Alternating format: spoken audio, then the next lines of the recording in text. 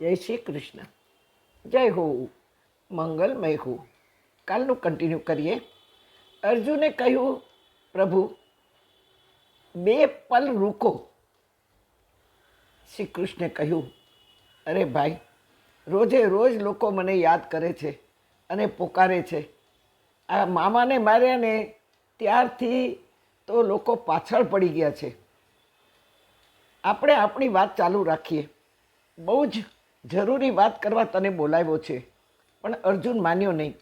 કિનારે ઊભા રહીને હાંક મારી કે આવા શીતળ જળમાં સાયંકાળે આપ શ્રી કૃષ્ણનો જપ કરતા કોણ છો? શા માટે આવા શીતળ જળમાં આપ ઊભા છો? સંધ્યા ઢળવાની છે, આકાશમાં લાલીમાં છવાઈ ગઈ છે. હમણાં સૂર્યનારાયણ અસ્તાચળે ચાલ્યા જશે. ત્યારે જમુના જલમાં ઊભેલી યુવતી બોલી કે મારું નામ યમુના છે. હું કૃષ્ણ પતિને વરી ચૂકી છું. હું 5 વર્ષની ઉંમરની હતી, કૃષ્ણ પણ 5 વર્ષના હતા. અને તે ઉંમરે કૃષ્ણ મારી ધરામાં આવ્યા અને કાલીનાગને નાથ્યો. તેને અહીંથી કાલીનાગને વિદાય પણ કરી દીધો. અને ત્યારબાદ મારું જલ વિષરહિત થઈ ગયું. ત્યારથી હું એમને વરી ચૂકી છું. વર્ષોથી હું કમળમાળા ગૂંથી અને આવું છું અને જપ કરું છું. અર્જુન હસ્યો. અર્જુને કહ્યું કે તમારે ત્યાં બીજા કોઈ ફૂલડા નથી મળતા, તો કમળમાળા ગૂંથીને જ આવો છો?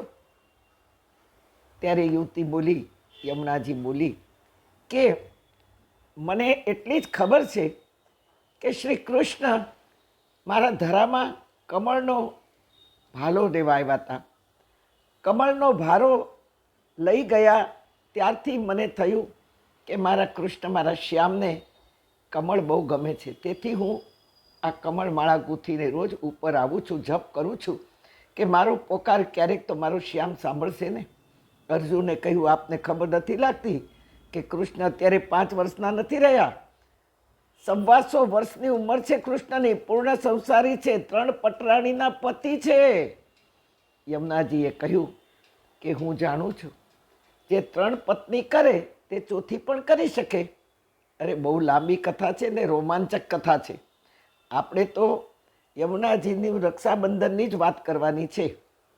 ક્યારેક સમય મળશે ત્યારે આ બધી વિશે પણ આપણે વાત કરશું કે નહીં બાજા, નહીં બારાત, નહીં બારાતીઓ.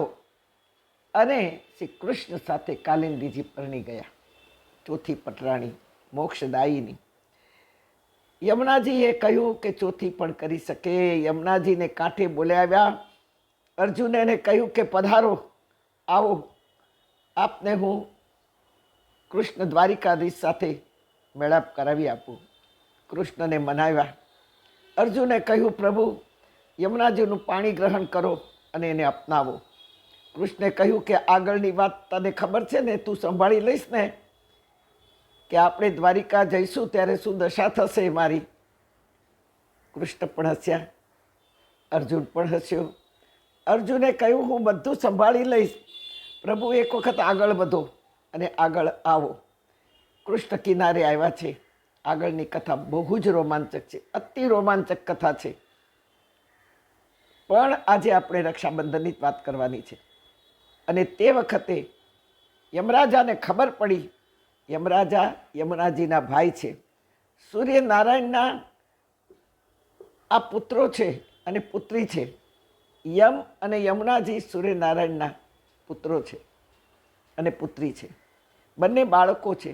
સૂર્યનારાયણે આકાશમાં લાલ રંગના કિરણો છોડી પુત્રીને ચૂંદડી ઓઢાડી. યમરાજા દોડતા આવ્યા છે ને કહ્યું, બેન, તું તો સમર્થને, સમ્રાટને, વિશ્વંભરને પરણી છો. મારી પાસે તને દેવા જેવું કંઈ જ નથી. ત્યારે યમુનાજીએ કહ્યું, નહીં ભાઈ, છટકબારી નહીં ચાલે. આટલું કહી ચૂંદડીનો છેડો ફાડીને રક્ષાબંધન કર્યું. ત્યારે યમરાજાએ કહ્યું, માગ બેન, તને શું આપું? યમુનાજીએ કહ્યું કે ભાઈ, જે જીવ મારું પયપાન કરે, એટલે મારું જે જીવ મારું જલ પીએ, પછી માત્ર માનવો જ નહીં, કોઈ પણ જીવ, વૃક્ષ, વનસ્પતિ, જળચર જીવો કે માનવો કે દેવો મારું પયપાન એટલે જલ પીએ, તેને તું સતાવીશ નહીં.